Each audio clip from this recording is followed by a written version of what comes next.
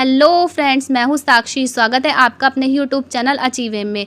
Friends, आज हम आपके लिए हिंदी के महत्वपूर्ण 30 प्रश्न लेकर आए हैं, जिसको देखना है लास्ट तक और आपको बताना है कि आपने 30 में से कितने क्वेश्चंस को सही किया है, जिससे आपको यह पता चलेगा कि आपकी हिंदी में कितनी तैयारी है और आपको और कितनी तैयारी करनी है।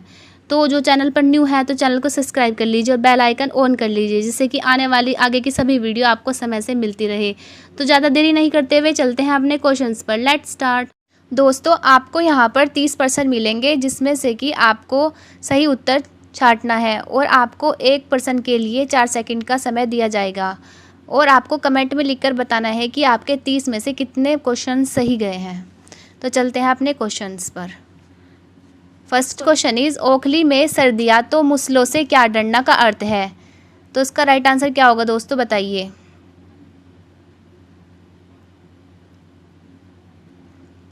इसका राइट आंसर होगा ऑप्शन डी, कठिन काम शुरू करने पर कष्ट तो सहन करना ही पड़ता है।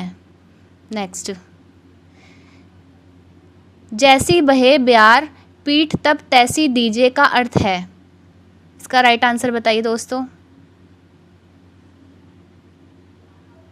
इसका राइट आंसर होगा ऑप्शन ए, समय का रुख देखकर काम करते रहना चाहिए। नेक्स्ट क्वेश्चन, तू डाल डाल में पात पात का अर्थ है। तो इसका राइट आंसर है दोस्तों ऑप्शन डी, दोनों चालाक। दोनों चालाक का अर्थ होता है तू डाल डाल में पात पात। बिल्ली को पहले ही दिन मारना चाहिए का अर्थ है। तो इसका राइट आंसर क्या होगा दोस्तों, बताइए। इसका राइट आंसर है भय का समन शुरू में ही कर देना चाहिए। समन मतलब कि उसको अंत। नेक्स्ट, सिर सहलाए भेजा खाए का अर्थ है। बताइए इसका अर्थ क्या होगा। इसका राइट आंसर है ऑप्शन सी, दोस्त बनकर हानि पहुंचाना। नेक्स्ट क्वेश्चन, आलोक का विलोम शब्द क्या है। बताइए अब आलोक का विलोम शब्द क्या है, मतलब कि विलोम का मतलब उल्टा शब्द बताइए क्या होगा। तो इसका सही उत्तर होगा ऑप्शन सी, अंधकार। आलोक का मतलब होता है उजाला और अंधकार का मतलब होता है अंधेरा। नेक्स्ट, ज्येष्ठ का विलोम शब्द बताइए अब। ज्येष्ठ का विलोम शब्द छाटिए, आंसर कौन सा होगा इसमें से। तो इसका राइट आंसर है ऑप्शन ए, कनिष्ठ। कनिष्ठ जो होता है वो ज्येष्ठ का अपोजिट होता है। कनिष्ठ, ज्येष्ठ का मतलब होता है बड़ा और कनिष्ठ का मतलब होता है छोटा। नेक्स्ट, स्थावर का विलोम शब्द क्या होगा, बताइए क्या होगा। तो इसका राइट आंसर होगा दोस्तों ऑप्शन जी, ऑप्शन डी, जंगम।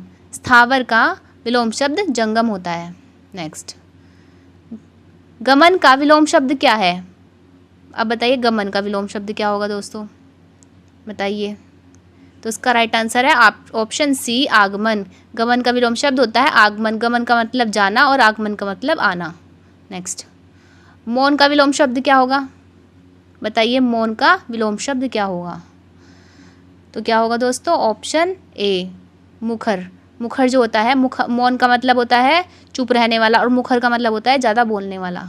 नेक्स्ट, उपसर्ग का प्रयोग होता है। आप ये बताइए उपसर्ग का प्रयोग क्यों कहाँ होता है मतलब।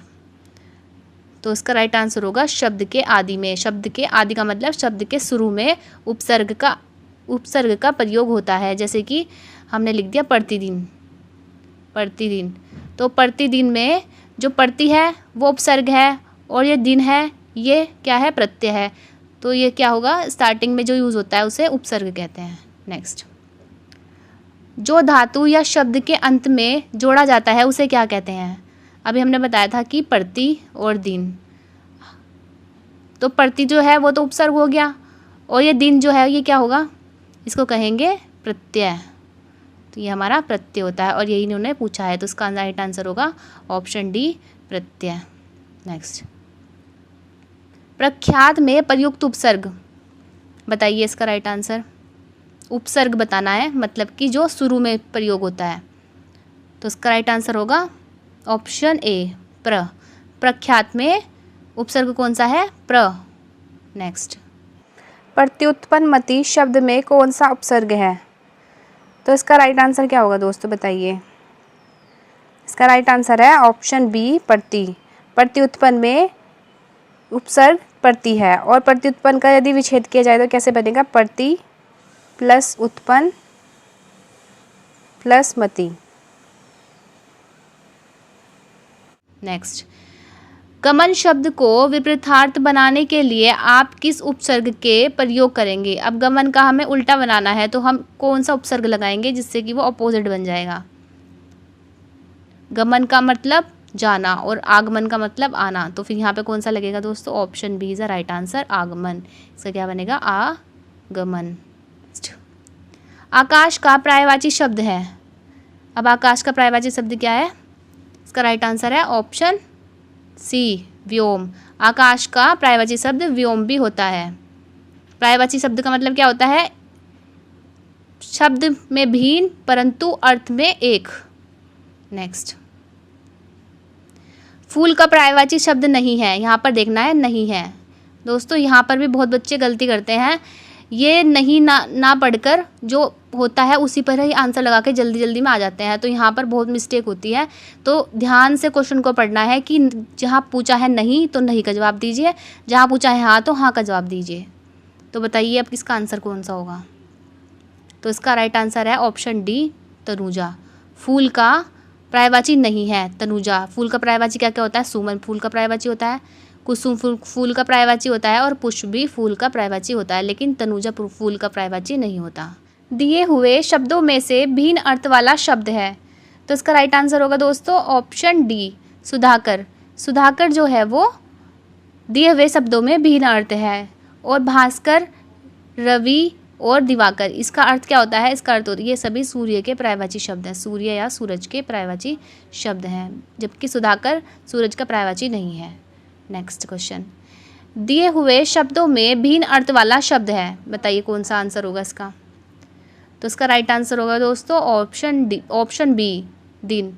दिन जो है उसका अर्थ जो है वो अलग होता है, बल्कि उषा, प्रभात और सवेरा, इनका अर्थ जो है वो एक है। नेक्स्ट, आडंबर का समानार्थी शब्द है।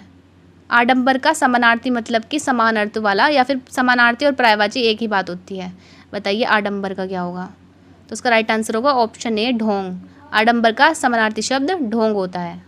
नेक्स्ट, निम्नलिखित में से शुद्ध वर्तनी का चयन कीजिए।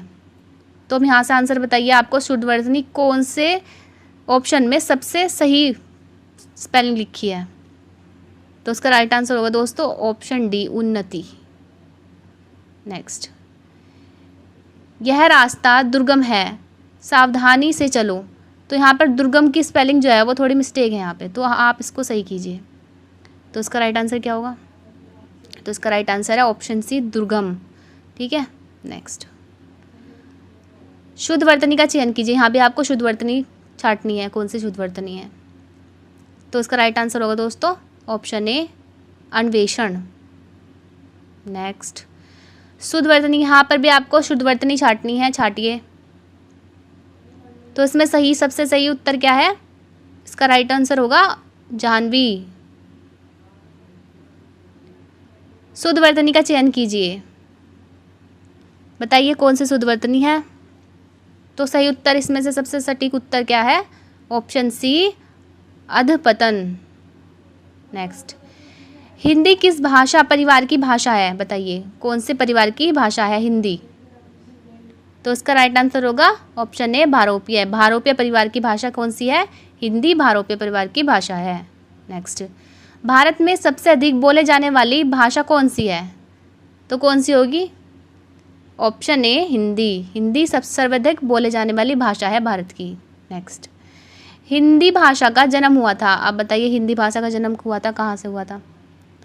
तो उसका राइट आंसर होगा दोस्तों ऑप्शन ए, अपभ्रंश। अपभ्रंश से हिंदी भाषा का जन्म हुआ था।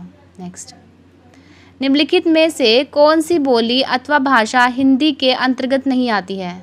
बताइए कौन कौन सी नहीं आती है?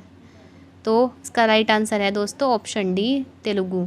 तेलुगु जो है वो हिंदी के अंतर्गत नहीं आती, जबकि कन्नौजी, बांगरू और अवधी ये सभी हिंदी के अंतर्गत आती हैं। नेक्स्ट, हिंदी की विशिष्ट बोली ब्रजभाषा किस रूप में सबसे अधिक प्रसिद्ध है?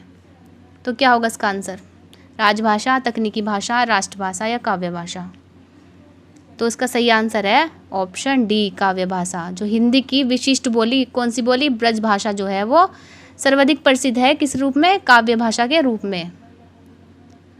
तो दोस्तों हमारे क्वेश्चंस आज यहीं पर ख़त्म होते हैं और हमने टोटल 30 क्वेश्चन देखे हैं। अब आपको कमेंट में लिखकर बताना है कि आपने कितने % सही किए हैं। तो दोस्तों वीडियो अच्छी लगी तो वीडियो को लाइक करें, सब्सक्राइब करें और अपने दोस्तों को भी शेयर कीजिए, जिससे कि उनको भी इस वीडियो का बेनिफिट हो सके। थैंक यू दोस्तों।